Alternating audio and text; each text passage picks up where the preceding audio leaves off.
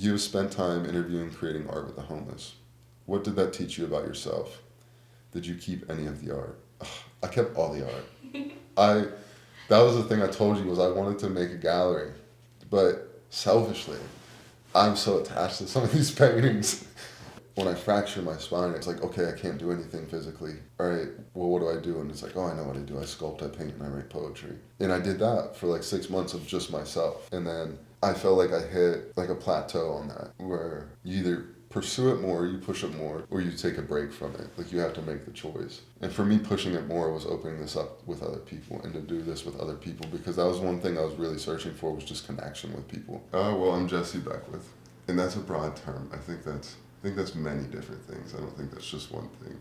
I've been an athlete. I've been military personnel. I've been law enforcement personnel, mental health and wellness, tree service, fighter. Biggest and number one thing is a father. That's my go-to. If I were to pick anything that I wanted to be, it'd be a dad.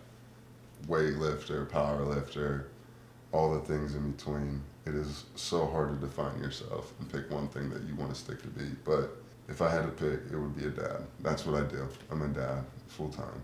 Everything else is kind of just sporadic, wherever I'm called, pretty much. Right? On a scale of 1 to 10, how authentically are you living right now? Both online and offline. Whew.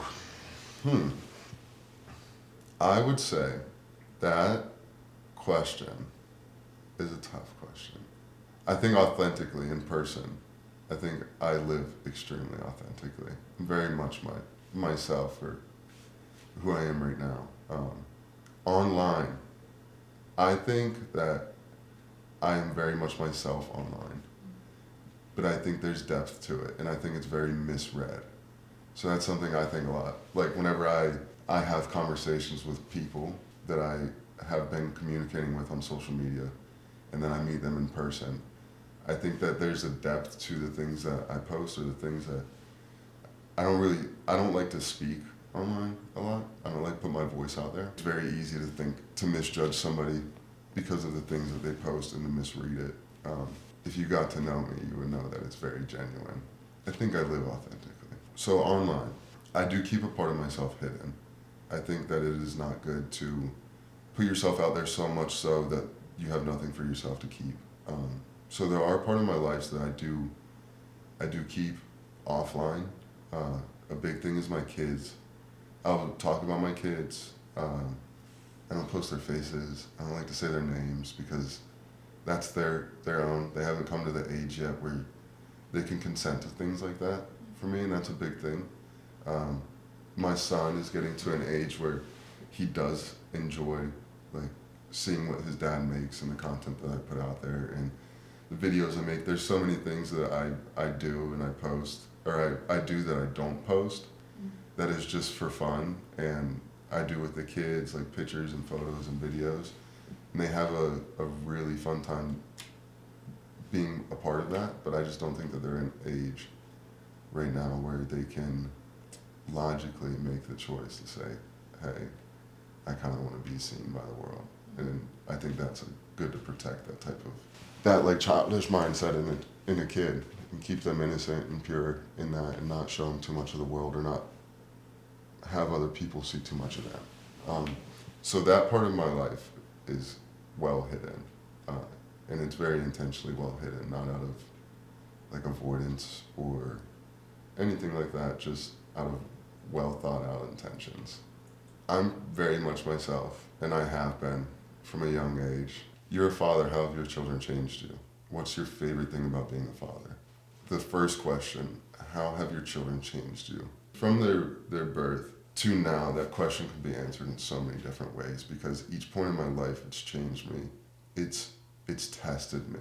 And like there's so many different characteristics that come from being a mindful parent and me being a single dad and trying to do things by myself and trying to balance out feminine with masculine side and be both for them at the same time gets really confusing at times. And it is really hard to know you're supposed to input each one of those. So like when do I be the mom part of this relationship and when do I be the dad? When am I supposed to be stern, and when am I supposed to be the person that comforts them?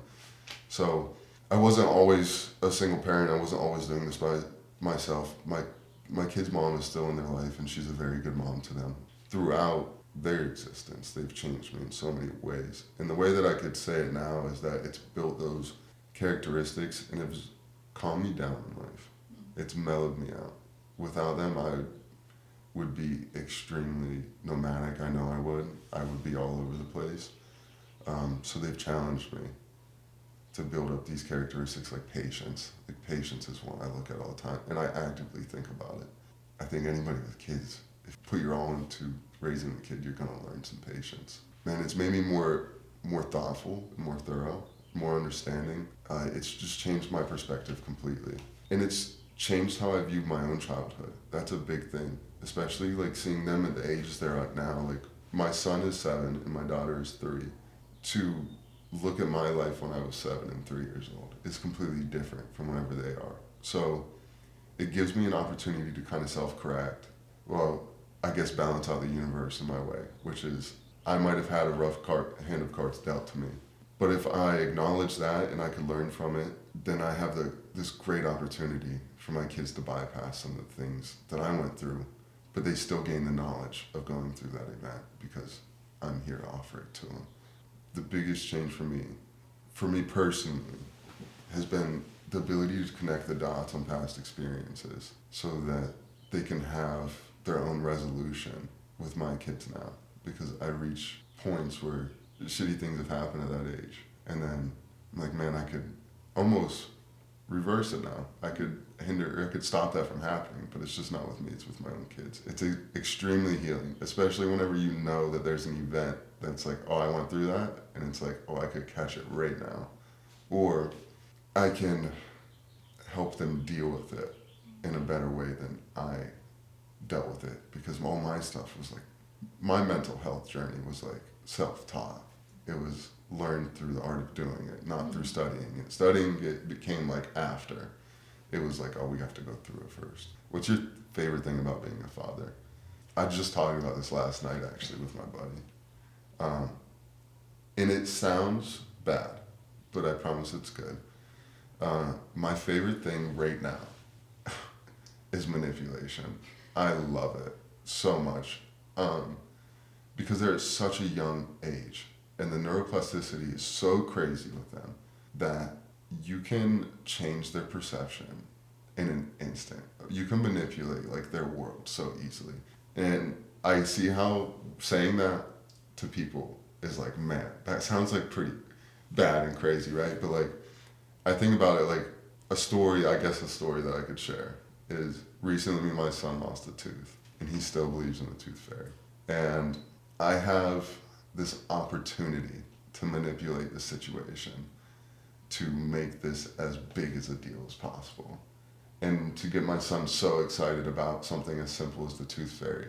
And that to me is like manipulation, because I'm taking his own thoughts and amplifying them, getting him more amped up and hyped up about something. And it's very easy for him to like catch that and be like, oh man.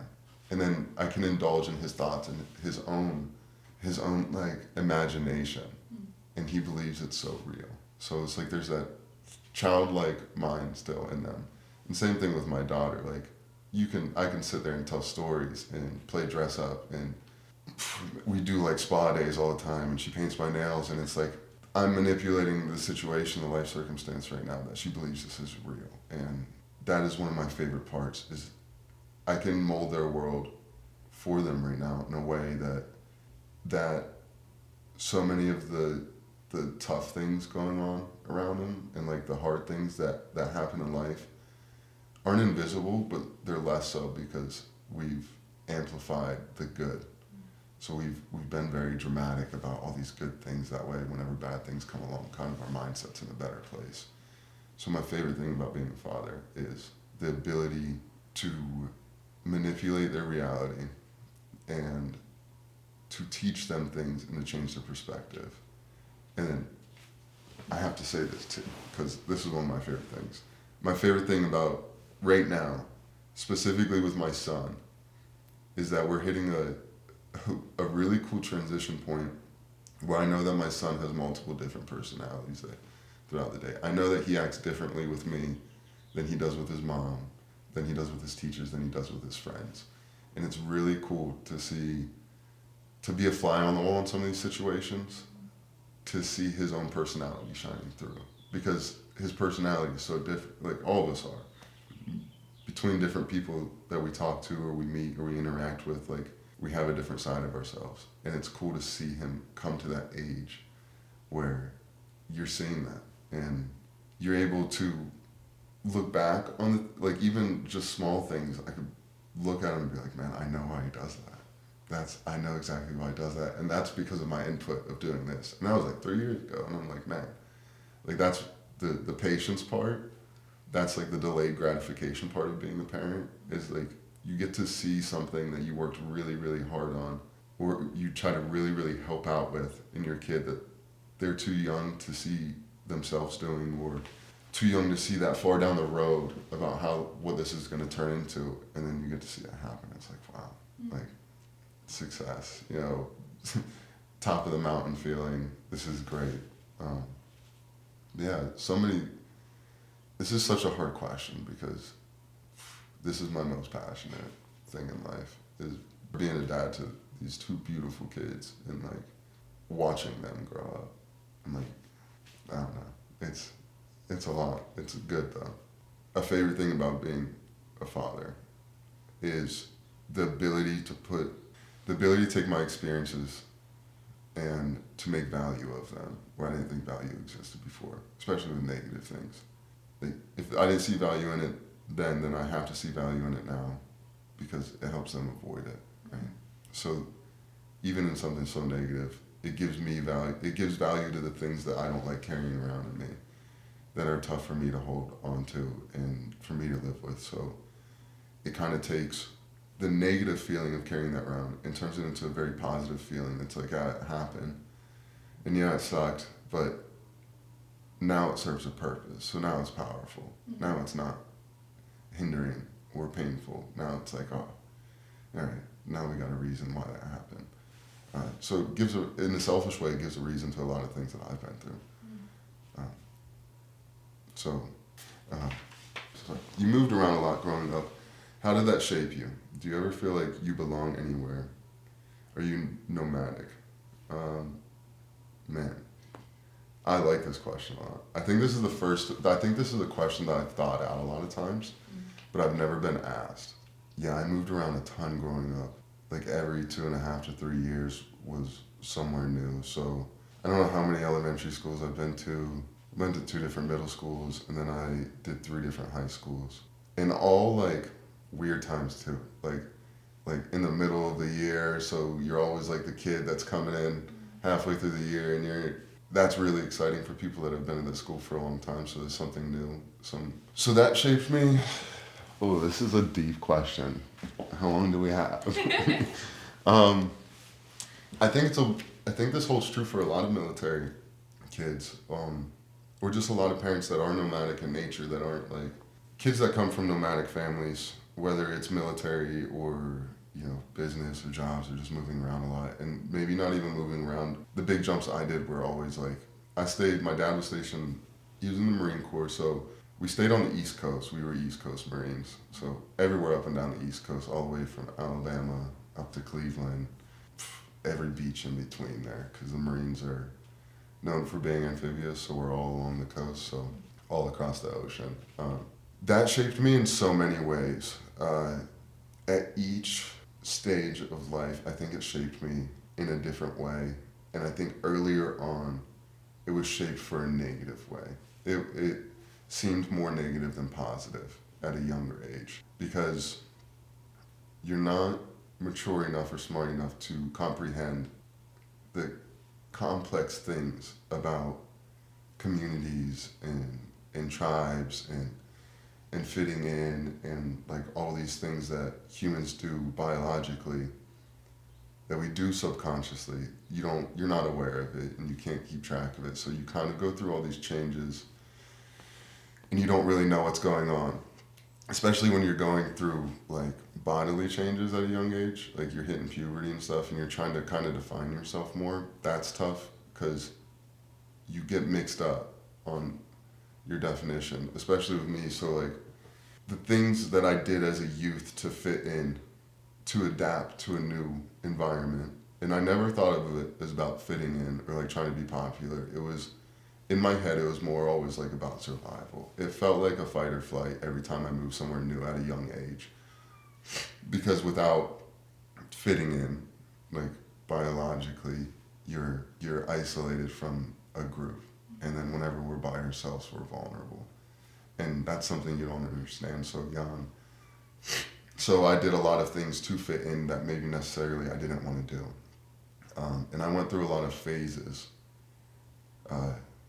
that I can't say that I didn't want to do, but were just natural for me to go to because of the move and because of the pressure to be a part of wherever we were going. So like growing up, that came with a lot of phases. Like I went through, I think my first, I always think about my athletics as like the phases I've gone through because my athletics have defined my personality very much so.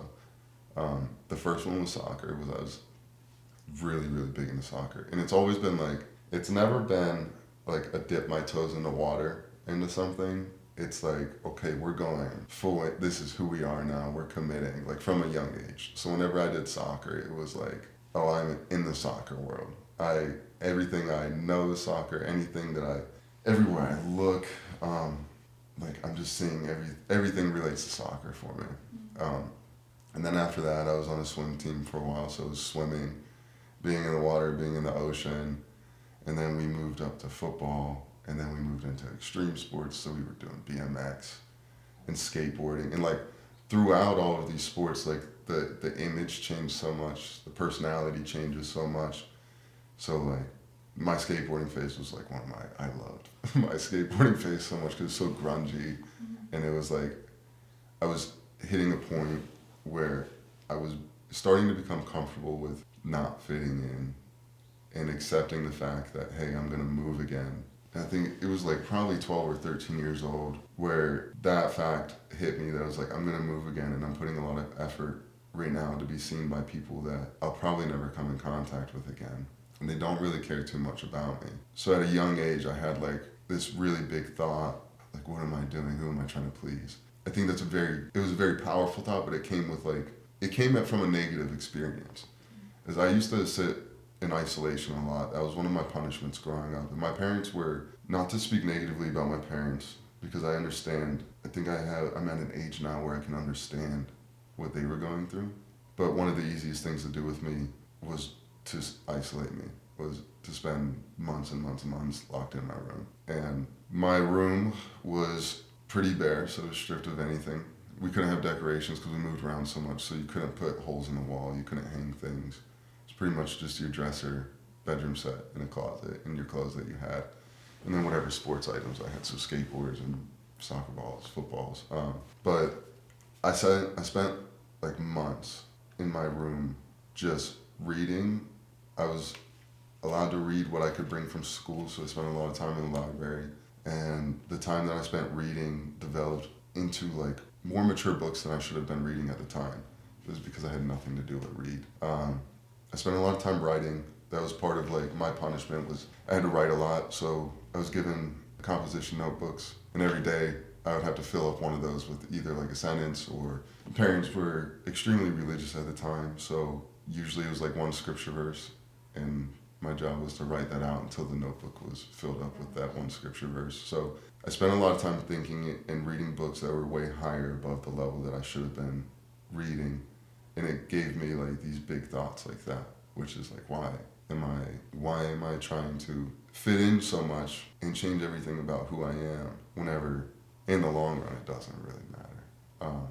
And that, once that hit me, it was like one of those things that really sticks. And that was in middle school. Then after that, it was kind of just like, we're just going on a rampage here. We're just going to kind of do whatever we want in school. So it really shaped that concept that the things that I do right now, if I can accept the fact that it's okay not to fit in, then it becomes a very freeing experience. And the pressure's off now. So now I can do what I want to do and say what I want to say, and just do these things that I want to do that almost seem consequence free. because they're not bad things. So that was one of the big things that shaped me up until like I was moving to schools. My last high school I went to, I walked in the middle of the year wearing inside out jeans. True story, inside out jeans. I had my socks. I had my jeans tucked into my socks, and I wore a full legit raccoon coat that was made, it was a heirloom from my great grandfather, and I think it had like 120 raccoons, and it stretched all the way down to my ankles. I walked in the first day of school in the middle of the year, like November, and I was like, we're gonna see. And like the mindset was like, it doesn't matter. It doesn't matter, and we're gonna see what this does. It was like a little experiment in my head. And immediately, it was so exciting to be in a mental space in high school where I could run social experiments with my own life. And I thought of it that way at the time. And I knew that me wearing that to school was either going to be a hit or it was going to be like, man, this guy is batshit crazy. Where did he come from? And it worked. I had people that extremely disliked me the very first day, and I had people that liked me a lot. So I divided the line very quickly. Out of all these moves, my last time, I found the fast track to be like, all right, who are my people and who are not my people? And I did it in one day. So that's carried on. It's created who I am. This kind of, not an I don't care, because there is a lot of care, but like what's it gonna hurt? If I be me, what's it gonna hurt? And if somebody's offended by me being me, then it just opened up my eyes to somebody that maybe I shouldn't be around. Did I ever feel like I belonged anywhere? Yes and no. One of the questions to this day that I think is kind of like, is an icebreaker question that I get asked a lot is like, where you're from. And I'm like, oh man. That question to me is sometimes paralyzing, but sometimes fun, because it just depends on the mood I'm in and who I'm talking with, honestly. If I am aware of where the person is from, usually I'll say whatever's closest to them, because it could initiate a good relationship right off the bat. And I'm able to do that because of the moves, and it gives me just like that advantage, I guess, where that didn't seem like an advantage before, but it's like I can find a way to relate to people. And whenever I was doing mental health, like I loved that. When people were like, oh, I'm from wherever, I'd be like, oh, I lived right next to that. I used to live like an hour from there. Man, do you remember this and this? So like whenever I was doing my mental, and like still am, but like whenever I was relating to people and really trying to help people, it gave a very quick and solid foundation for somebody to trust you, because if you have similarities with somebody, it's very easy for them to be like, oh, okay. They kind of understand what I'm talking about. They can relate to me more because they know the general area of where I'm from. The one place that once I lived there, I knew I was home, and I knew that after I lived there, from the second I got my driver's license in Houston, Texas, and I looked at it, I was like, man, I'm gonna always tell people I'm from Houston, Texas now. That was the one place where I felt like belonging isn't the word. It just felt like that was my place. Like out of all the places, I was like, this is my place, because Houston to me is so diverse. And I have an extremely diverse life. That was another thing with the growing up, was I was extremely confused too. I was adopted by a black man, so my adopted father's black. My little sisters are black. So like there was an ongoing battle with that, and Houston is so diverse that it didn't matter. It was one of the first places that I really lived that like people were so open to accepting anybody, and it didn't really matter on like what you look like or where you came from or who you are. And there was so much to do in that city that it kind of incorporated like all these wild parts of me, because I know I'm very left and right brain, so I have like this extremely artistic side, but I also have like this extremely logical side, so with like the emotional and logical side and like the athletic side. So in Houston, all of my boxes were checked. If I wanted to go to a new museum and study art that day, I could do that. If I wanted to go out and listen to live music, if I felt like going skateboarding, like they had all these skate parks everywhere. If I felt like going and lifting, I had hundreds of. So it kind of was a combination of, it was a city that was a combination of all my life experiences kind of thrown into one, and the ability to do all of them all at once. So Houston is the one place I always felt like I belong, but I've missed every place that I've lived at. There's always been something about the places that I hold really close to my heart, and that there was a sense of belonging at the time, but once I left, it wasn't like, I'm gonna hold that. It was just like, okay, on to the next place. And am I nomadic now? Extremely so. And I know it, and I know my I know my internal clock. Like, I know that every 2 years, between the second and third year that I am somewhere, this is actually the longest I've been somewhere in my life, I get this crazy itch that I'm like, I gotta go. And it's not like I gotta go to this place. It's not like anything. It's like I have to go or I really have to change things up. So with kids, it's tough. So I do small things to counteract that, which is like my house constantly stays in motion. So like my couch is on one wall one day and then the next day it's on another wall. So I always try to, I think I've painted the walls in my house now like 4 different colors. So like there's always some like change that, because I can't go somewhere, I'll change the world that I'm living in now to be a new world, and I'll change the perspective of. But I do like the thought of being nomadic. I think that's how people are supposed to be genetically, because I think that we are supposed to travel. And I think that we are supposed to go out and see the world and understand cultures and immerse ourselves in things that are uncomfortable and to embrace those. I think that is what human beings are supposed to do. So that was a feeling I struggled with for so long. It was like, man, I feel like I just need to go. And I just need to run away. And understanding that it's not the feeling of avoiding something, it's like the feeling of like craving something new. So for a long time I thought I was running, and it wasn't running, it was just like a biological urge. I think people naturally have, but was more instilled in me with the moves growing up. And then whenever I grew up, it didn't help that I chose the military myself. So like, it like amplified this and confirmed like that nomadic feeling. And then, I'm gonna get so ahead of myself. I feel like I'm gonna answer a question that's already on here. But that's why I loved working with homeless people. Because one of the big things with homeless people that I don't think people realize is like a lot of homeless people, that's a choice.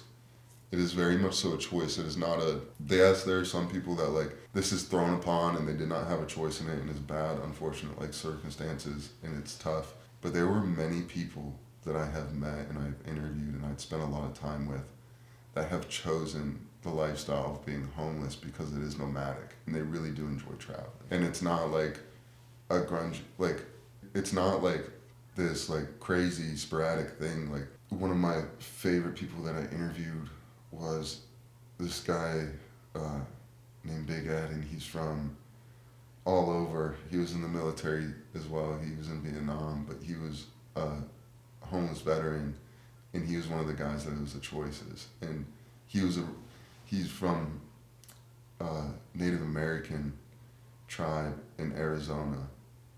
And I forget the name of his tribe, but me and him talked so much about being nomadic. And he was 80 years old, and he would he would travel all around the U.S. He lived in Hawaii for a while. That's where his tribe is originally from.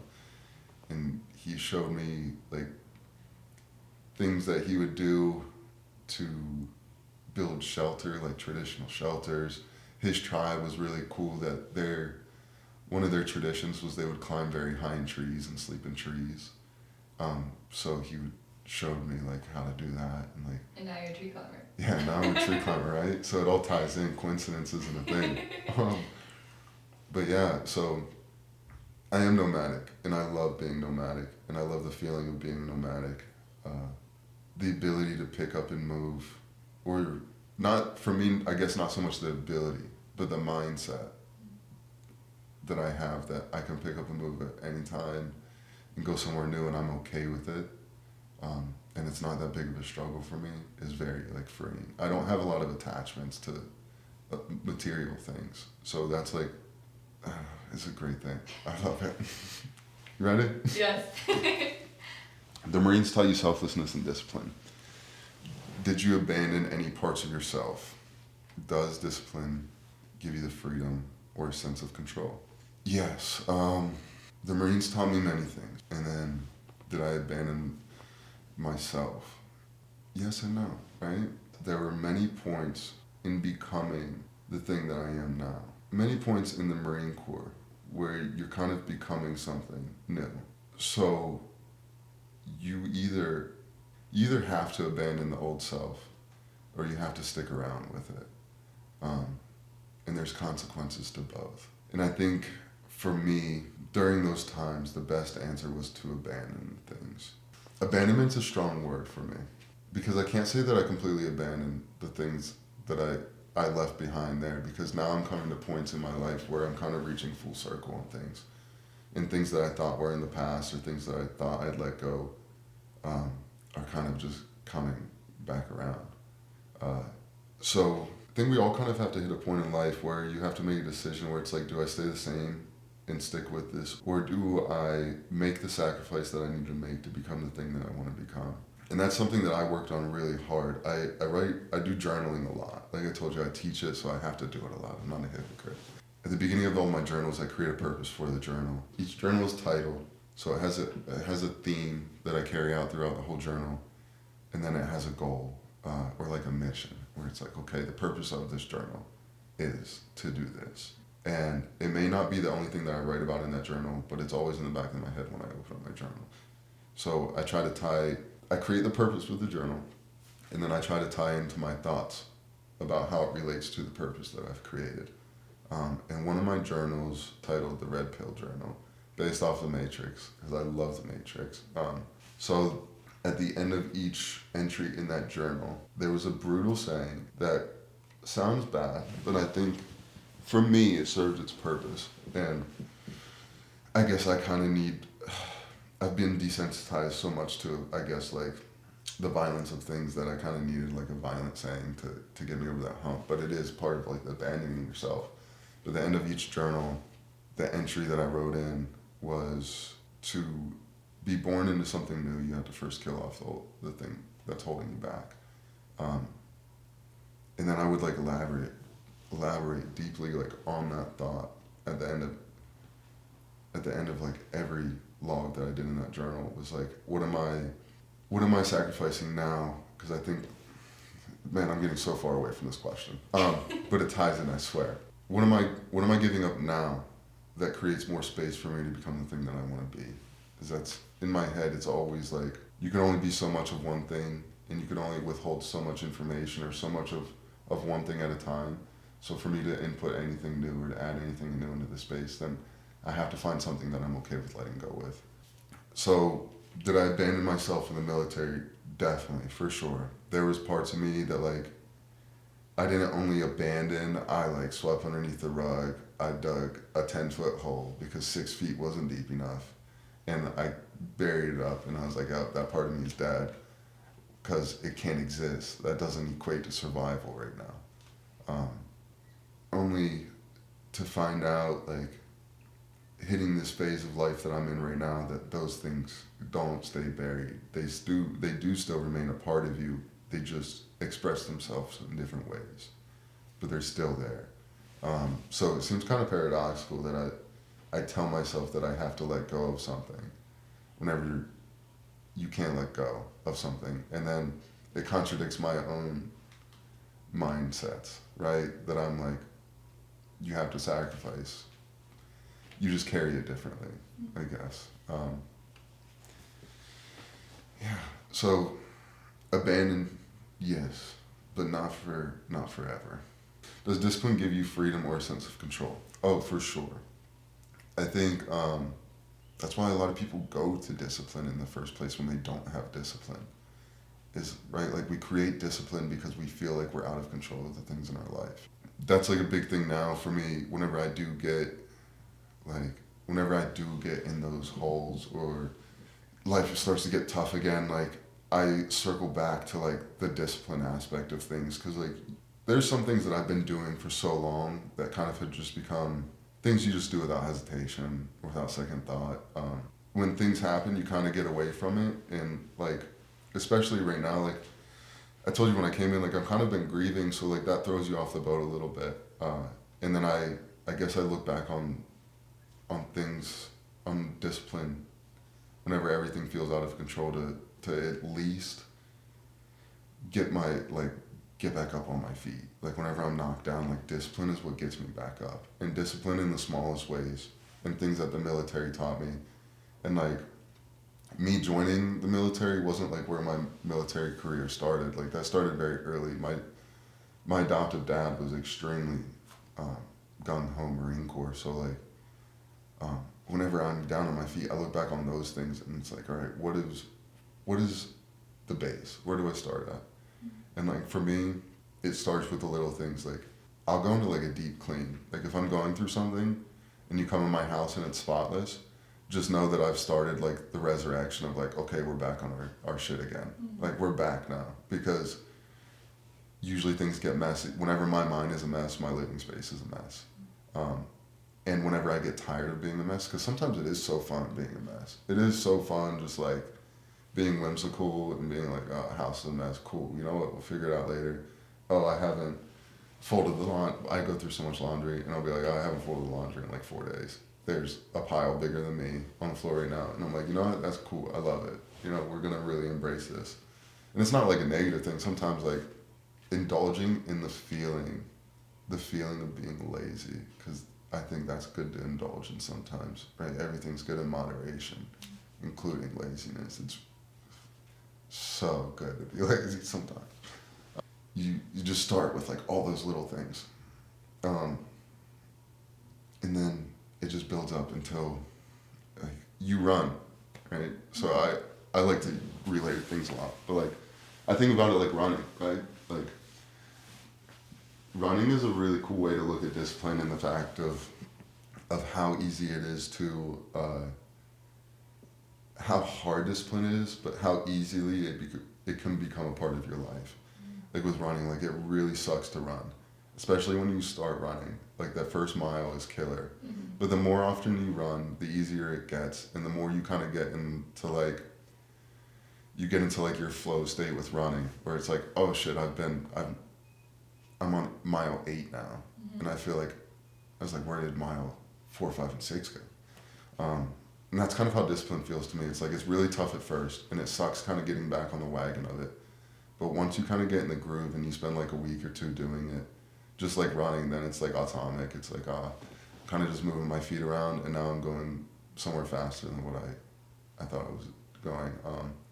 So discipline does give me a big sense of control. And whenever I'm out of control of everything, that's the first place I turn to. And that's instinctually at this point, but like it did whenever I first started, like therapy, these were things I knew, but I really needed somebody to help put that in perspective with me and kind of guide me into that, to understand that like loss of control and loss of discipline isn't necessarily a bad thing. It's just the flow of life. It's the nature of it. It's the cycle of it. It sucks, but once you have some sort of discipline, it is very freeing. And once you stick to it, it feels good. It feels good to have that kind of clarity. The Marines taught me a lot about discipline. Man, more than I can express. Some of these lessons came at like they came with such a negative experience, but they taught so much that it's like, yeah, it is good. But to answer this card, yeah, it's extremely freeing, and it does give me a lot of control. Next card. You love to push your limits physically and mentally. When you hit your edge, where does your mind go? Do you find peace in those moments? This is one thing in life that probably for the last year has become such a challenge for me, because I have done so much, and I've really pushed a lot of limits and boundaries with life. This is borderline bad for me. Whenever you hit the wall and you hit so low, there's only one way to go, and that's up, right? Like the cliche saying, like, hit rock bottom, only one way up. But if you can control that, and you understand the things that you can control when your low is gonna hit, what comes after a low is such a high. The paradox of life is like for each positive experience that we have, there's a negative experience that's just as low coming right around the bend, and it's unavoidable. But the same, it could be said in reverse for the lowest feeling that you have right now, and for like the toughest thing going on, or like this terrible thing. There's something so great and something so rewarding, the feeling coming right around the bend. So it flips, it's vice versa. Whenever I understood that concept, I indulged myself in like, I just set out some of like the most challenging goals that I could find because I was so excited to get to the wall and to break down because I was like, man, I know once I get past the wall, this is gonna feel so good. So like the physical challenges in life initiate the mental challenges. That was the problem for me, was I was obsessed with being in control of this. So I would create the thing that would get me to hit rock bottom just so I could build back up to this feeling and I could chase this high. And I knew what I was doing. So it was self-sabotage for the advantage of feeling like I was on top of the mountain again. And this came at physical challenges, mental challenges. Like one thing for me too is I've been through so many physical changes in life. Like I've been like extremely big and strong. I've been extremely big. I've been extremely skinny. I've been extremely fit. I've been like all of these things. Like physically, I've just been all of those things. And I got to a point where I was losing like a lot of control, and I would start to do like, I would rely on my own body image, like my perception of what my body image was to determine the point in life that I was at. And the way that I would manipulate that is I would spend like, man, it probably like 2 weeks tops of just like eating whatever I wanted, where I'd like binge eat. I would get out of shape on purpose because I really love the feeling of getting back into shape. Because sustaining being in shape became mundane and boring whenever I hit a certain aesthetic I like or a certain strength I like or how I looked, and you hold on to that for months and months, it becomes extremely boring. So I would self-sabotage. And I mean, there's an awareness of it, like the awareness of like lying to yourself, right? Where you're like, oh, I know what I'm doing, but really secretly, like you don't know what you're doing. Like you don't know the impact that you're having on yourself. So it'd be like,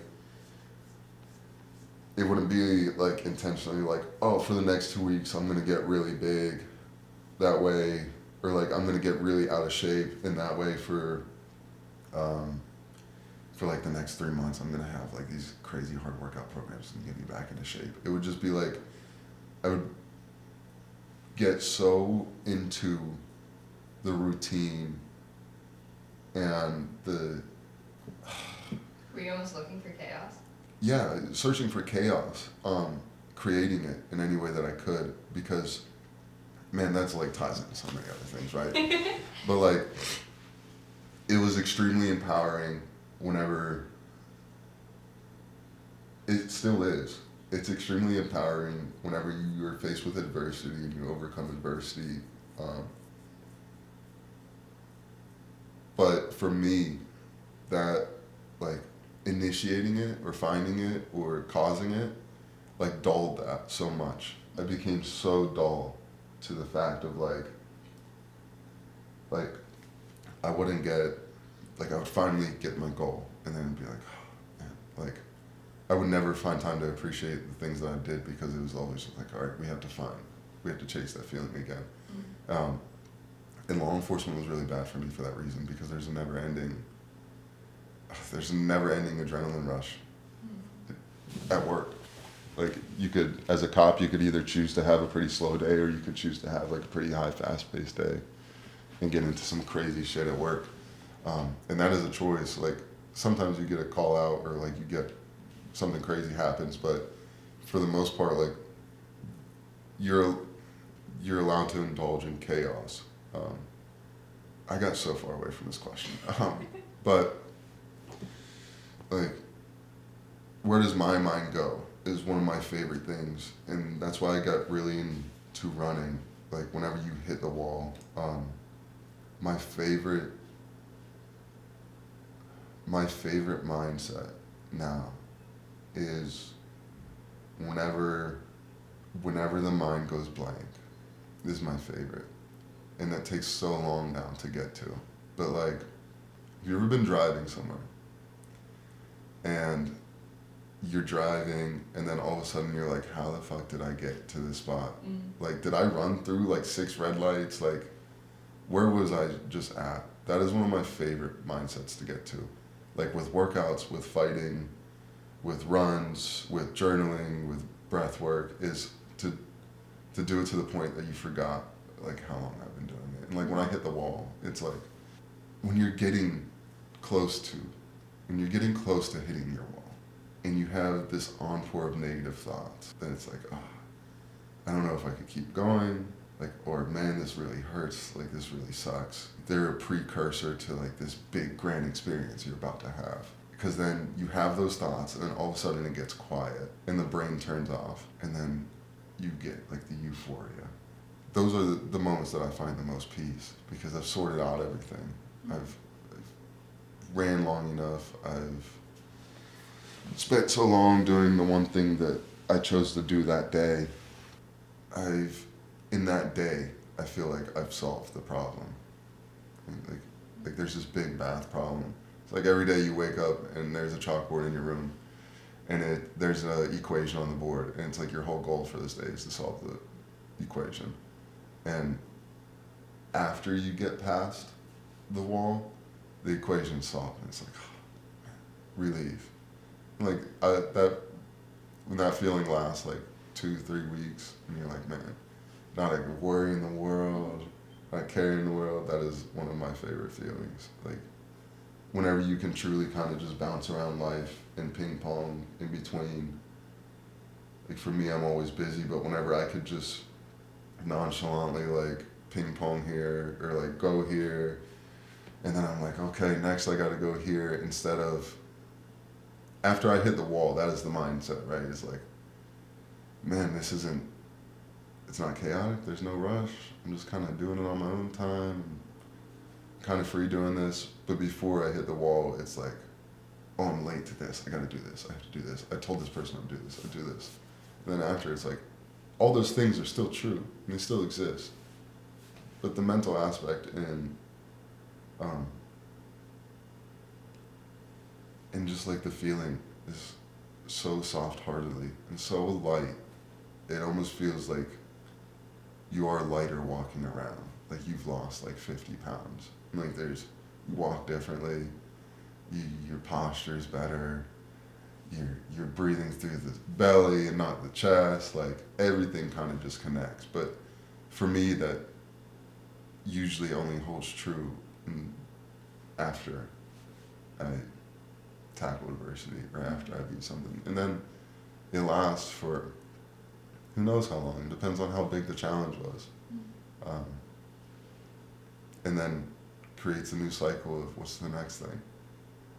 But that's, at the start of the question, that's what I said, was that's the thing that's been challenging for me, is finding the next thing that creates that feeling for a longer time without having to like re-up on it, right? Without like, it's finding something grand enough and big enough that creates that feeling and helps it last longer without having to plan or create a new obstacle to tackle and challenge. As negative as that sounds, and as like toxic as that sounds, is like creating your own chaos, right? I think that's like also something so freeing and beautiful, is the ability to create your own chaos. As long as you can hold a grasp on it, like you can stay grounded somewhere. If you have the mental well-being to create your own challenges, then why not, right? Create your own challenges and feel good about your own challenges. And that way when life throws you a challenge, like, you've created challenges that are probably a little bit tougher than what life is throwing at you. So you integrated tools that you didn't have before, based off something you didn't know, based on a challenge that didn't exist that you created on your own. If that makes sense, right? Yes. Okay. You said nothing is ever enough. You're always striving for more. Where does your drive come from? Do you feel like you're enough as you are. I think the origin of this, right, of nothing is never enough, comes from childhood trauma. That's what I believe that to be true. And I think that's where that drive comes from. Always feeling like nothing is ever enough.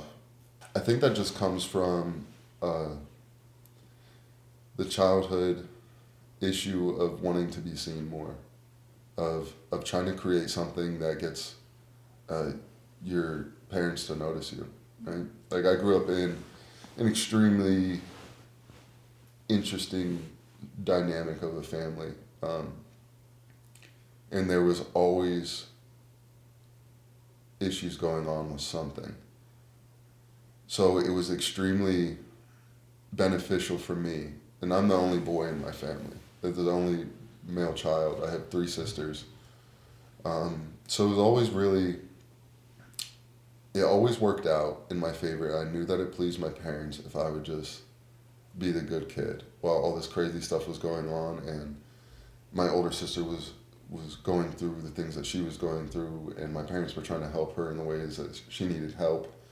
It was really tough for them to raise 3 other kids on top of having like their oldest child go through so many things and them have to put so much focus into helping a child out, that being a middle child too, you kind of get pushed to the side. Not saying that that was an active choice in my parents' life. I think it was a necessity, and I think what they were going through was so tough at the time that like if I was going through that, my attention would probably be very much so on the child that needed the help. So for me, for a long time in my upbringing, the safest thing for me to do was to fly under the radar with my parents and not be seen, and to help take care of my little sisters. So it created like this drive in me that's like, how can I do more to help them out more, and just be this perfect child.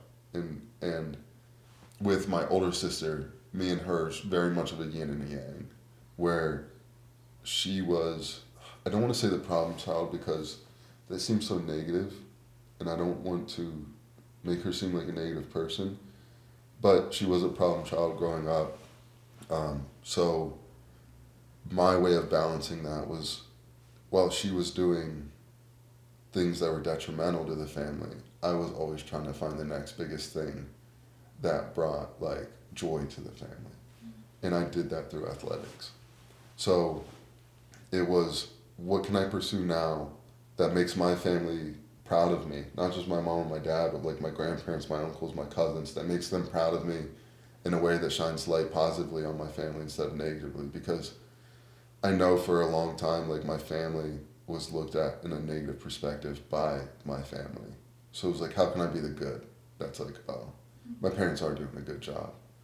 So I think that's where initially where that kind of started out from, was to, not saying that I was like trying to help my family, because it was also a selfish reason too, like being a kid, you're like, man, I want to be noticed more, or you get jealous of attention, like so many different things I think go into play with that, and it creates this drive to be like better and better and better, and what's the next biggest thing, and like what can I do now, because the thrill of what I did and the achievement of what I did kind of died off. Everybody was very proud of me for the month that I did it, and then like the week after, but now there's no more.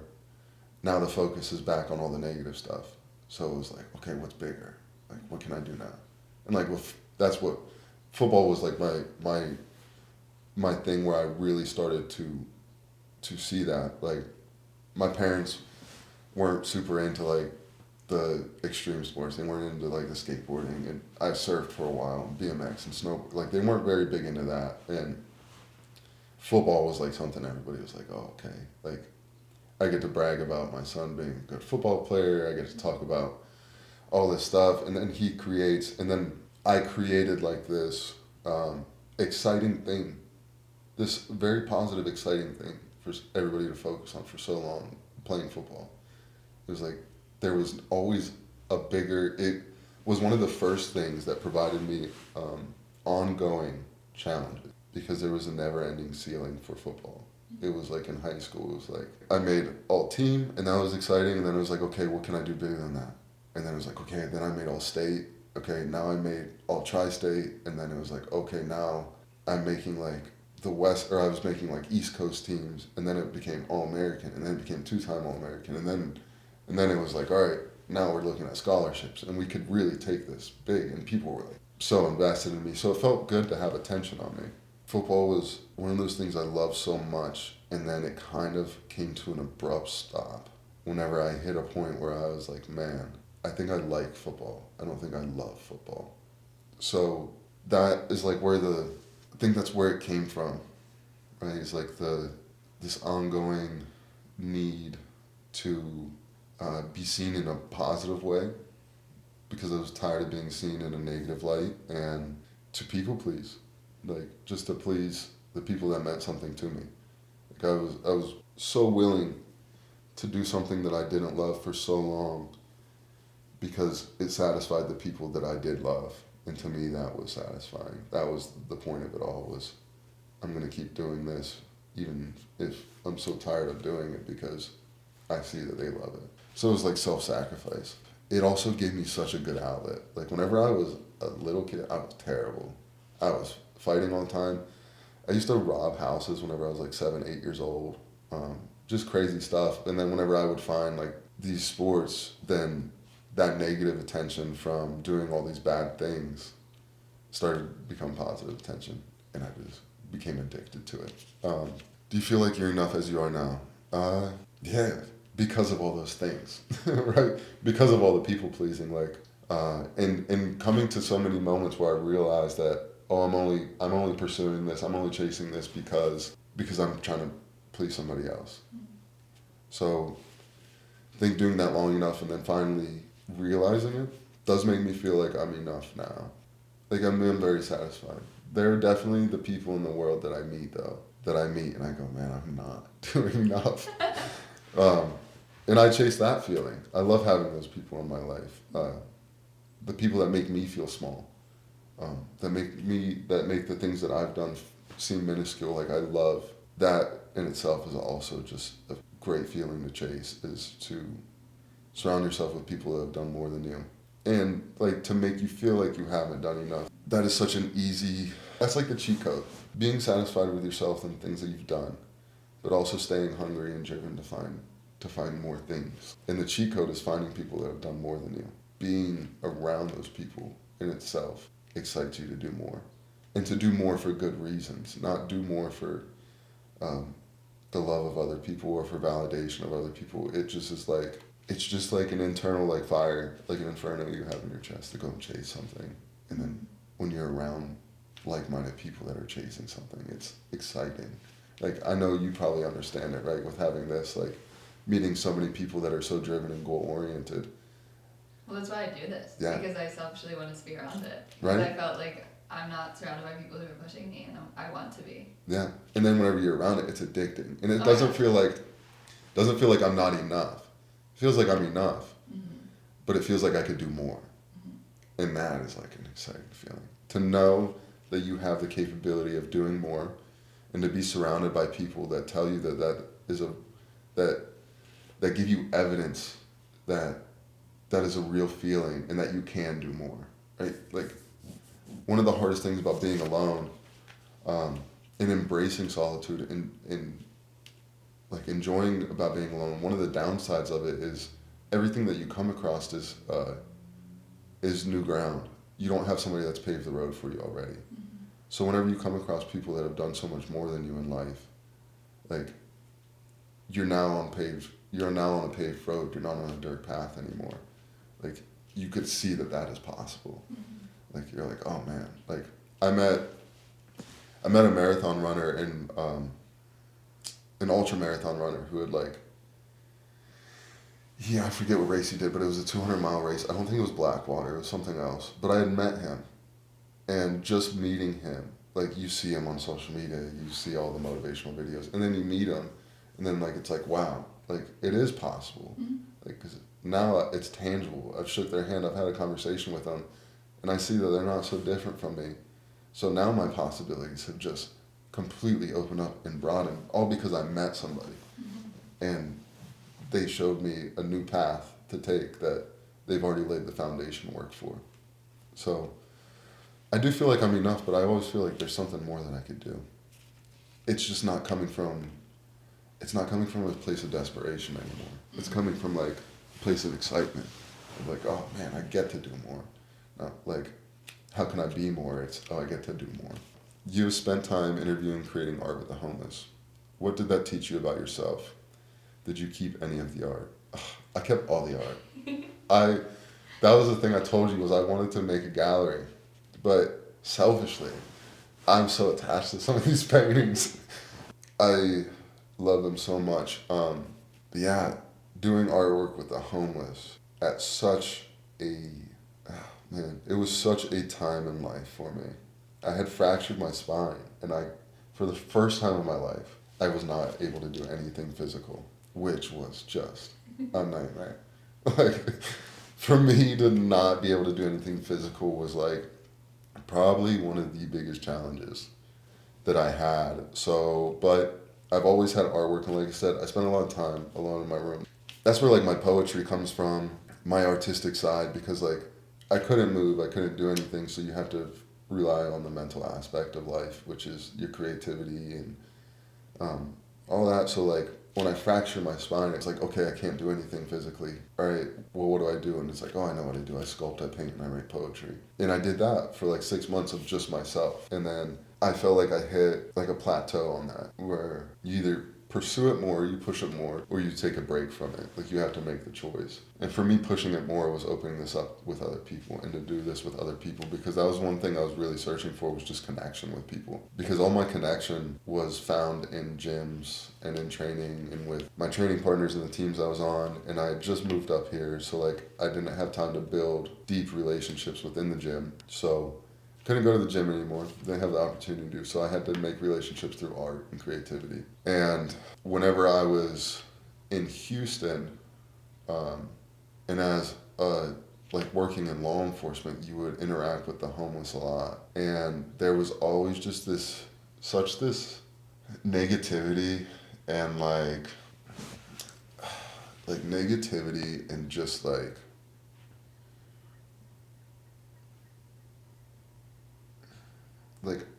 not unwillingness, but just like disregard, or like an annoying feeling that it came with whenever we had to interact with homeless people. Like we get calls for them all the time. It'd be like, so we would always have, you would have to interact, and like I would find myself talking to these people more than I had to talk to them, which is like, then that was the same with like anything I did in law enforcement, was I always ended up talking with people more than I needed to talk with them, and always found out more about people than I needed to know about them at the time. And with homeless people, that was kind of my starting point, was those calls that nobody wanted to take, or the interactions that nobody wanted to have. I was just like, okay, I'll just knock them out and do them really quick. And then I started to relate more. Whenever I would talk to homeless people, there was things that they would say that would make sense to me. And I was like, man, that's kind of weird that I have shared ideas and values with somebody that's so on the opposite end of the spectrum as me. So it created like a very big curiosity.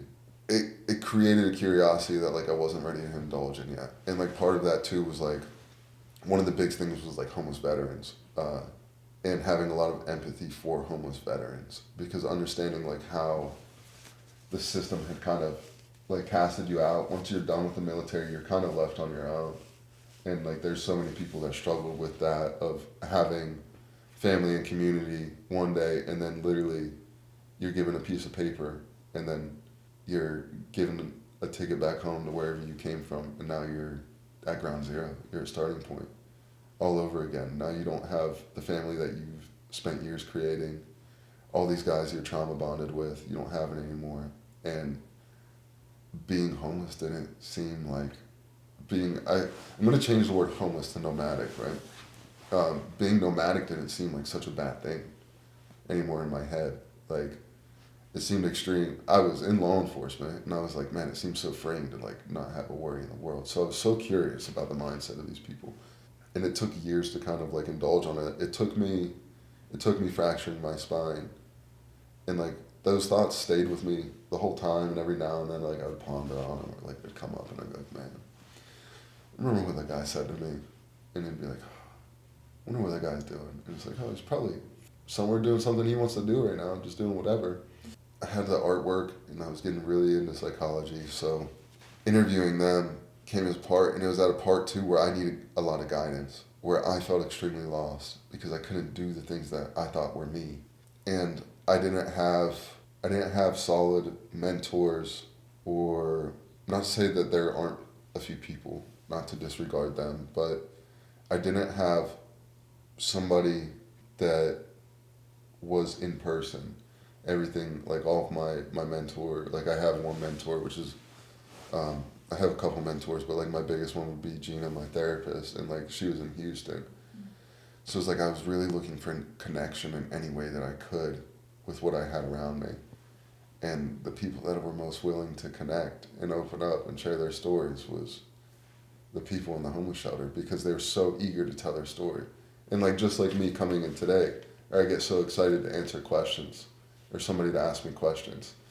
That was them every day. For somebody to come in to a shelter or under a bridge or on the side of the road and be like, hey, how's your day going? Like people's eyes would light up. And I'd be like, oh man, like this feels so good. And then I would learn so much from them, because that's the great thing about being nomadic. When you have not a worry in the world, what do you think about all day? Generally just think about like these huge questions, these big life questions, and all day you have time to spend on these questions, and to, if they're of sound mind, then like a lot of these times these questions are extremely philosophical and thought out, and have layers and layers of details to them. So like Ed was one of my favorite people that I interviewed, and he taught me so much about life that I was not only helping them by just listening to them. To me, the trade-off wasn't equal. For me, spending time with them and painting with them and recording their stories and hearing all of this wasn't worth the knowledge that they were giving me. Like I felt like I was scamming them in a way, because I was learning so much every day, and then like it was taking so much time to understand the lessons that they were teaching me and to like comprehend that, because they learned it in years and through like amazing, crazy experiences, like just randomness kind of unfolding, or not coincidence, just fate, I guess, in their life that had kind of played out and taught them things that I've been in the right spot in time to kind of learn from them before they were nomadic and they were on their way.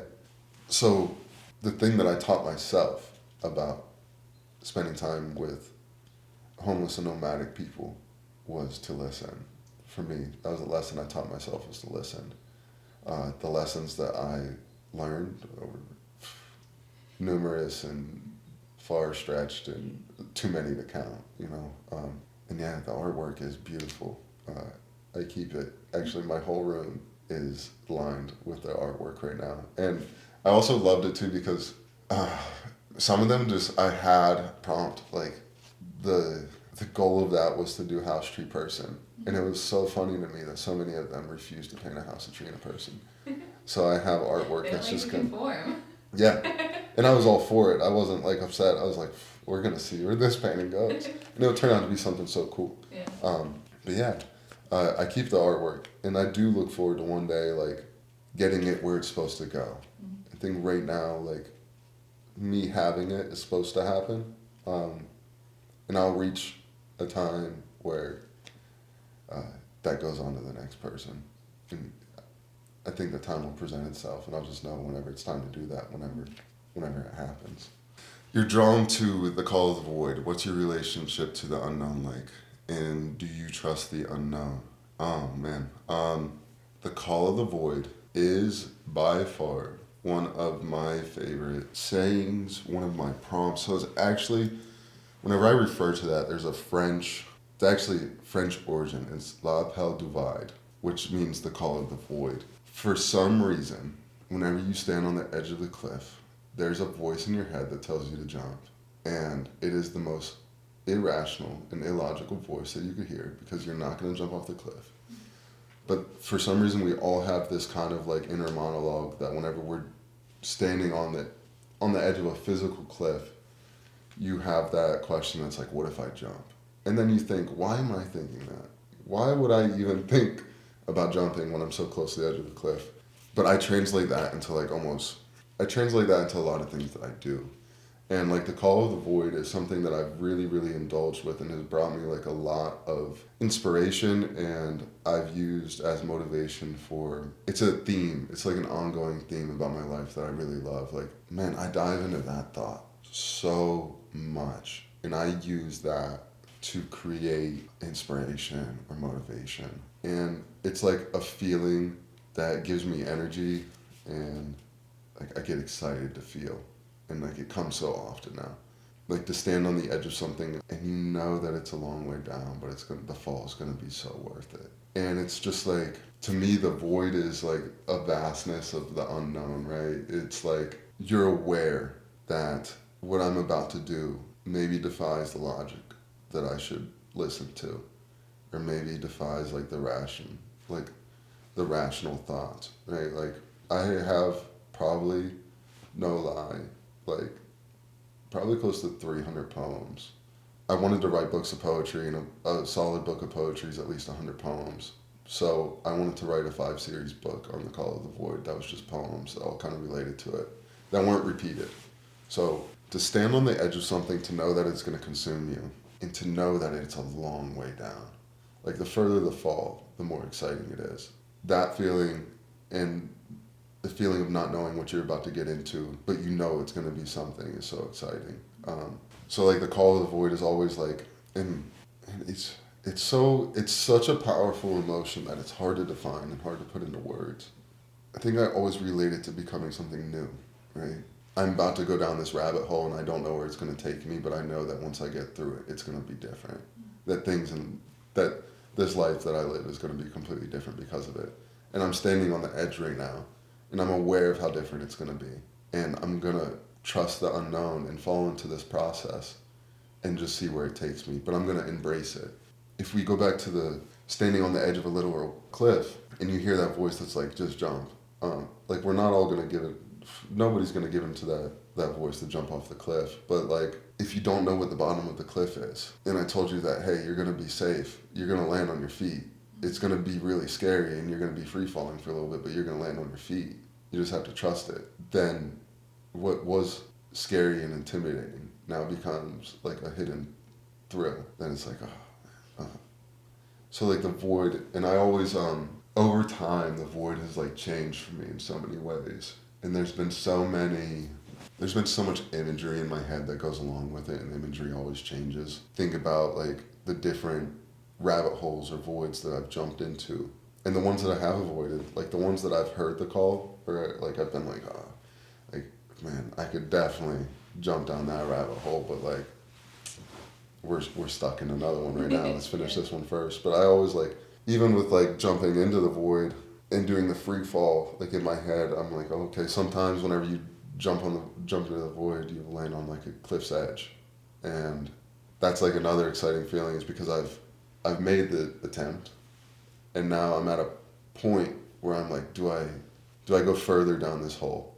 Do I go further into this, or do I call it here? And do I like really accept where I'm at right now and just move on to the next thing and be grateful for the things that I've learned on this route? Like, I love fighting because fighting is always gives you that feeling, right? Like right now with fighting, I feel like I landed on a ledge. Like I took the jump, I jumped, and then I landed right on a ledge with like my last fight, where I have to be, because I lost my fight, and I have to be like, you have to reorient, and then you have to stand back on the edge again, and you go, do I jump again and go further down this rabbit hole? Or do I go, man, I'm very satisfied with the experience that I've had, and I have a lot of gratitude for the things that I've learned, but now it's time to go into the next rabbit hole, or to listen to the next call of the void. But it's like, it's so hard, even sitting here, to put it into words about what that saying means to me, and how much I love the fear of the unknown because of the opportunity that it presents. I mean, like, I've been doing life, like, I'm not old by any means, but I've been doing life for a good time now. I've done some crazy things where I can like hold on to that and know that certain things that present themselves to you, certain cliffs that you have no choice that you'll approach, and you understand that whenever you come to this point in life that you can either listen to the voice and kind of give into that small voice in the back of your head and pursue it, or you could keep going and it's not gonna, and either way you pick completely changes the trajectory of your life forever. Like there's no doubt about it. And I love getting to those points. I guess I call it the void, but another way of looking at it would be like a fork in the road, right? Like you get to a fork in the road and everything in your body and your mind is telling you, okay, take this path, go to the right. But there's that little voice in you that's like, we don't know what's down the left. It seems like you're always seeking the void, though. Yeah, I'm always pursuing it because like I try to stay aware enough that I'm not so blind that I could see when the opportunities are going to present themselves to me. Because there's been so many times in my life that I look back on an opportunity that came up that I just wasn't aware that it came up. That I'm like, oh, I might have missed out on something there. And I look back years later and it's like, okay. So there's no point of holding on to that, but there is a point in like learning your lesson of being like, I didn't jump whenever I should have jumped, and I feel like I should have jumped then. That would have led me to something. So always try to stay like cognitive enough and aware enough that whenever opportunities confront you, or like a new door is like opening up, or there's a new trail in the path ahead, that I'm aware enough of where I'm at now that I can notice the trail and not walk past it and like miss the opportunity to do something new, to enjoy something new, to become something new. This, do you trust the unknown? I trust it, but I think the risk of the unknown is more satisfying and it serves a purpose more to me than to sticking with what I know is true, or sticking with something that I'm aware of what the outcome will be. Meaning like, the unknown is scary. It always is, because you don't have evidence to tell you that you're going to be successful in that venture, which is what makes it unknown, what makes it new, because you don't have the experience to say for certain to yourself that I'm going to succeed in this new venture. I don't trust the unknown, but I prefer the unknown to the things that I know. Not all the time. I'll choose the things that I know. But there's some things that I would like to know more of, and things that I would like to understand more, or just be more of, that I know that you're gonna, like, I have to trust the unknown. I have to be okay with being uncomfortable and not knowing for a second. You have to, like, that's where imposter syndrome comes from. And imposter syndrome is like, it's not the fake it till you make it. It's, I don't have enough evidence right now to tell me that I fit into this space. So I'm new here and I feel like I don't fit in. I feel like an imposter among the people that are already doing this. That part of the unknown is like really daunting and scary, because that's kind of where you lose yourself a little bit. This goes back to that earlier question that's like, if you just stick to it and like you really embrace it, then even a negative experience that you're called to has a positive impact. So I don't trust the unknown, but I am quick to pursue it. And quick now because I was hesitant earlier on in life. I don't think it's good to act impulsively and without direction, but I think it's good to answer that kind of unknown thing, right? Like there's a reason why it's unknown to me, and there's a reason why it presented itself to me.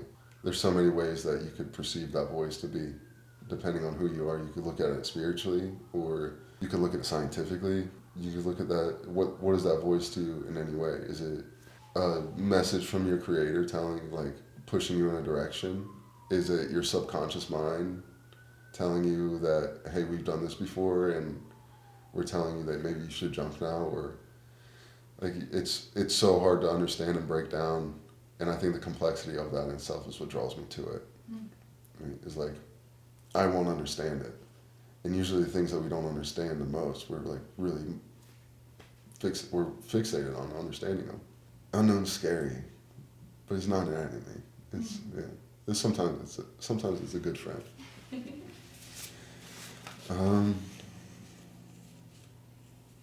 When you think of defining moments in your life, what's the first What's the first one that comes to mind? There's usually always one that I'm kind of stuck on. Not stuck on, but I see that it's happening in my life. That like it goes into that full circle thing. There's always something I'm like, oh, this is coming full circle, and I know it is. And right now, I think one of the defining moments in my life right now, because we've talked about it a couple times already, and it kind of keeps bringing itself up. So I'm not gonna turn a blind eye to it. I'm gonna go with that one. Solitude. That's a big thing right now. So that's a big thing that's defining me. What I feel like is defining is finding a way to embrace that and finding strength from it. Not to say that it's like an overwhelming challenge for me, but moments. So that's another. This question is so hard too because there's a part of me that's very hesitant to answer the question because I have defined myself in many ways before, and only to come around to that definition that I've created myself to realize that it was a false, that it wasn't a true definition, that I really poured a foundation on something that was unstable, right? Like I thought I was so much this, I grounded myself so hard to that thing only to find out like a year or two from that point that it's like, oh man, that kind of just like, that's disposable. Or maybe it is a good thing to define myself on, but I haven't gained enough input to create the full definition of what I'm trying to be. And then also just like at a point in life too where I've had to backtrack on definitions or like backtrack on something that I thought I was, that I made a clear and definite decision. And I was like, this is who I am. Only to like hinder myself. Yeah. Because then all my decisions after that are based on the thing that I've chose to be defined as. And then it's like, wait a minute. Yeah, this has changed. Or like, oh man, I shouldn't have focused so hard on that, because it's hard to put a definition on yourself when I know that I'm going to change. Yeah, right? Like I know, so it's really hard to be like, this is definitely who I am. Because I know, just based off of life, that like, it's going to change no matter what. Whether I want to or not, something is going to happen that is going to change me. If I have a false definition of who I am, then I only give myself the opportunity to like, that I'm going to have to like rebuild all over again. So there are some things that I have very strong ties to, and I think that's more of like my moral compass. Like I will always define myself by like very simple but good morals, and those will be like my grounding points and what I define myself as. Like even if we're looking at social media, there's two things that are in my bio. It's father and fighter, because I know that I can define myself as those two things completely, 100%, and be okay with whatever that answer is in that moment. Like, and not even fighter in the aspect of like the martial arts, just like in life in general. Like I've kind of proven that I'm here for a good shootout with life. Like I'm here for a good fight. So like I fight for things daily. So I could define myself as a fighter, and no doubt about it, I'm a father. So those are the two definitions about myself that I'm pretty solid in. And I'm like, like there's no doubt in that. And those two things are never going to change about me. Defining moments in my life with like that would just be times in my life where I received some kind of confirmation. One of the moments that come to mind that I knew I was doing exactly what I should be doing was pretty early on, whenever I first turned to mental health and I started going to therapy for myself. While I was in the midst of my sessions, I got this tattoo on my forearm called the Field of Stones, and I carried a lot of caskets during the time. I was a pallbearer in the Marine Corps, and you end up doing a lot of funerals at that job. And you start out with the mentality that we used to have a saying that the family only gets one, which means that like we may do a bunch of funerals every day, but for the family members that we're doing the funerals for, although it may be my 200th funeral, it's their first one. One of these funerals, I kind of got lost in the aspect and the mindset of like, oh, this is just another number. Like I got really sidetracked with treating it that way, and losing any emotion that was connected with what funeral should be in the service that I was providing for a family. Until this funeral, whenever a Marine had committed suicide, and his mother gave us this poem that was titled "The Field of Stones" that he had wrote about survivor's guilt, and one of his buddies that had passed overseas during a rough deployment, that he felt like his friend had taken the bullet that he should have taken, which ended up leading to survivor's guilt, and then he ended up taking his own life. But the tattoo is the title of that poem, and I got this while I was going through therapy. Mm-hmm. So one of these defining moments is I'm going to my session, and my therapist is extremely interested in this new tattoo I have, and is like really questioning me about it. And at the end of the session, she opens up to me and she tells me that she actually has that same poem framed in her office, and the individual that I had ended up burying was one of her clients years before I was one of her clients. So like a defining moment for me was right then and there. That's like one of those things that I always tell people, like coincidence isn't a thing. Like coincidence doesn't exist. You just have like these defining moments that either tell you like you're doing what you're supposed to be doing, or it tells you, hey, you're not doing what you're supposed to be doing, get back on track. And that was a really big thing for me at the time, because I came from such this masculine military background, and then being in the military myself. And then at the time I was currently in law enforcement, and mental health was such a stereotype about going and seeking help. And I was battling with that, with like, man, like I'm kind of getting shit from this, from my guys and people that I'm close with, and people whose opinions matter to me. And as soon as that experience happened, I was like, no, I'm right where I should be. And then all of those thoughts went out the door. Like it completely redefined my mindset, like in an instant. I was like, oh man, no, I'm not doing anything wrong. I'm doing the right thing. And like there's so many times in my life where if you just happen to just be aware and be mindful in the moment, and like notice the things moving on around you, that I've gotten so many of those moments where I'm like, no, I am on the right path. I am doing what I'm supposed to be doing, because you're reminded of it. There's like somebody throws you a bone every now and then. It's like, hey, yeah, keep it up, just so you remember like you're doing good. Those are exciting moments when you get confirmation. Whenever you're doing something unknown and you're so afraid that you're not doing it right, or you have no clue what you're doing, and you finally get confirmation that you're doing something right. Those are like my favorite defining moments. But yeah, the two-parter of that question is, there's a lot of them, but I also avoid trying to be defined by something. Ready? Mm-hmm. What is the biggest lesson life is teaching you right now? What are you learning to love about yourself? Oh, man. Biggest lesson. Don't be too quick to close a chapter. It's my big lesson. Not to always try to look on to what's next so quick. I mean, not looking for the next defining moment. Because like the military stuff, I thought I was done with.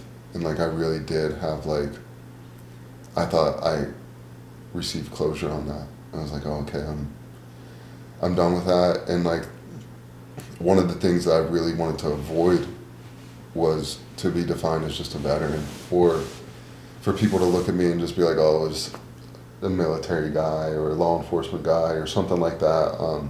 So I was there's almost no hesitation. Well, it took a long time, but whenever I got there, almost no hesitation to hurry up and be like, all right, that's done. Okay, let's close that. We learned all we can learn. Let's be done with it. And right now, like, my friend just passed tragically, and I'm being sucked back into this military life, but not.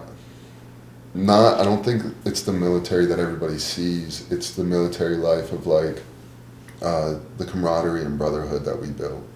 And I was very quick to close that chapter at a point, like I really held on to it for a long time, because you miss it a lot.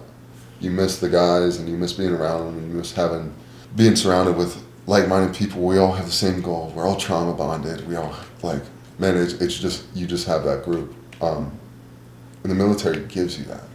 You feel so outcasted whenever you get out of the Marine Corps or the military, that you get to that point where it's like, man, I'm so lost. So for me, whenever I closed that chapter is whenever I started my blue pill journal. Whenever I kept writing, okay, you have to kill the old past self to become something new. And I think that's true. I just think I chose the wrong thing to kill, or the wrong thing to focus on, the wrong part of me to like get rid of. And now, with my brother passing away, it's coming back, right? But it comes back. The military comes back not in the crazy scheduling and the discipline and the late nights and the rank structure and the annoyance of all that. It comes back in the form of like camaraderie, like that. So like I was very quick to close that chapter of my life because I was extremely hurt, and I thought the only way to get through my pain was to hurry up and shut it off and turn it off. So my chapter is like, I mean, my lesson right now is like not forcing something closed, not leaving it open, but not trying to like, not abruptly saying and defining an end to it.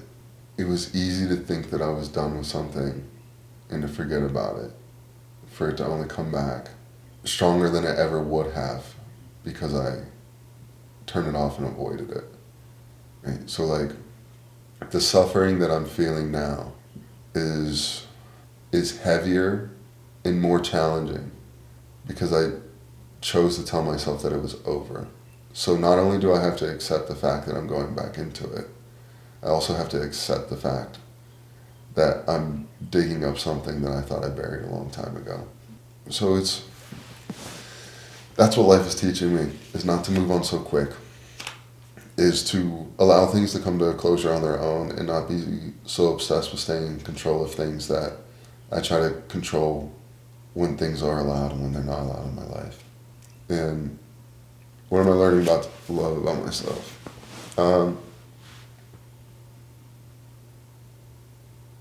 The chameleon aspect of me. I love that.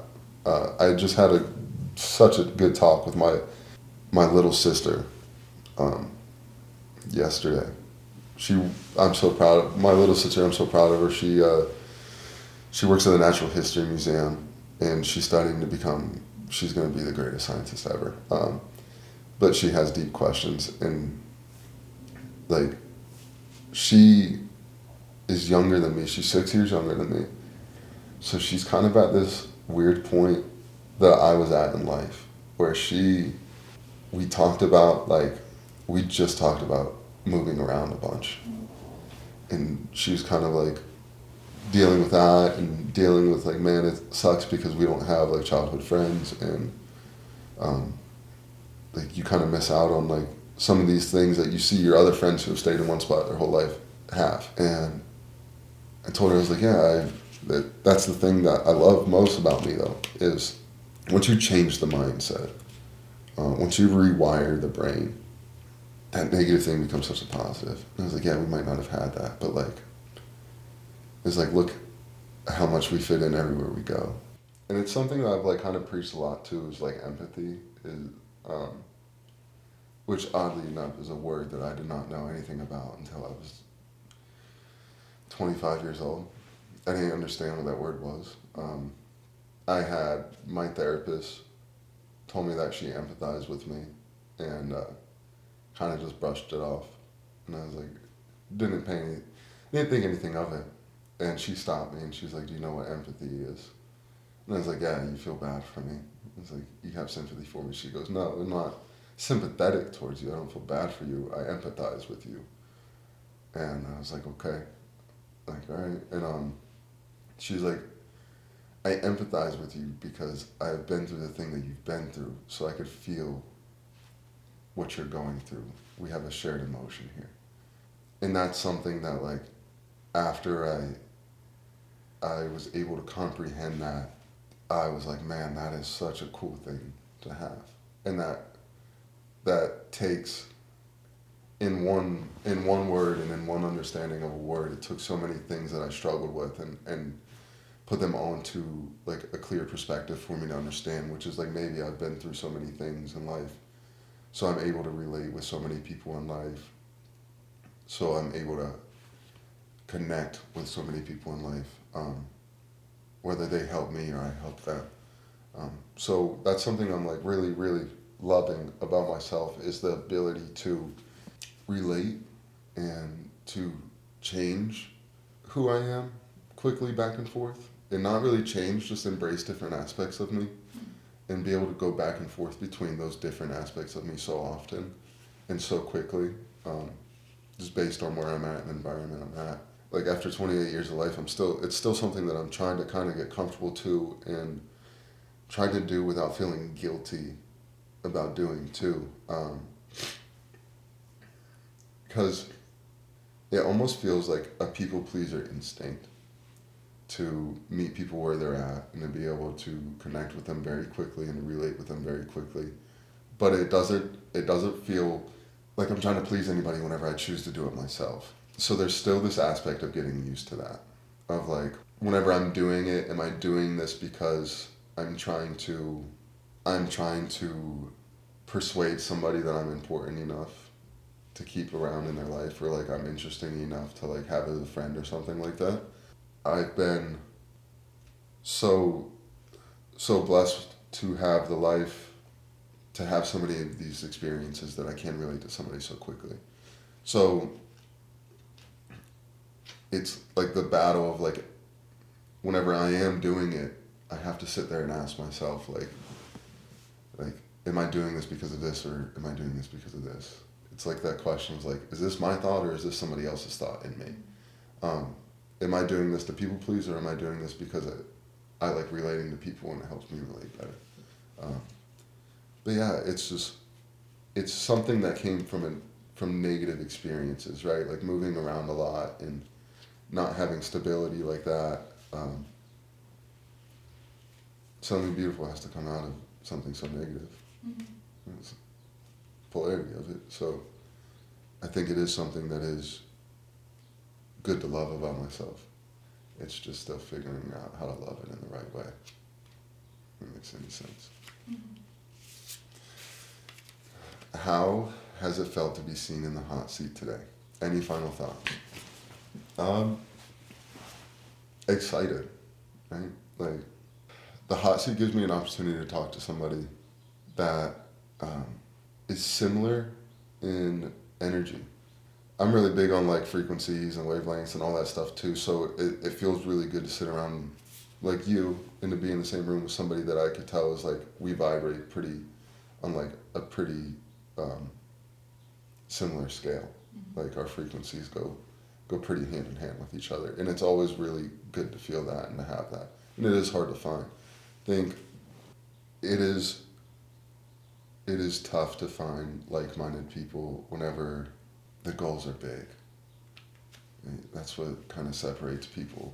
Mm-hmm. Well, there's many things that separate people, but one of them in my head is like, is finding somebody with drive and passion and a calling for something, and being able, even if it's not the same thing, being able to just speak passionately about something.